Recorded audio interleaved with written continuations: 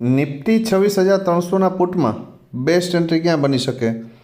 હાલની પોઝિશનમાં આ પ્રીમિયમ ભાઈ બ્રેકડાઉન છે.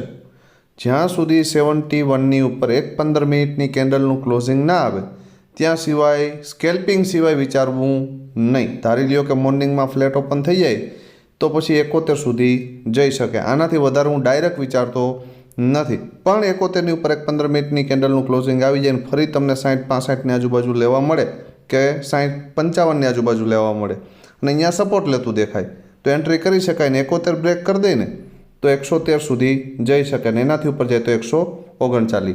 સેકન્ડ પોસિબિલિટી કે આ પ્રીમિયમ 13થી 35ની વચ્ચે ક્યાંય પણ સીધું ડાયરેક્ટ આવે અથવા તો 13 આવે અને અહીંયાથી સપોર્ટ લેતું દેખાય અને 35 બ્રેક કરી દે તો 71 સુધીના ટાર્ગેટ માટે જઈ શકાય ને એનાથી ઉપર જાય તો 90-95 સુધી.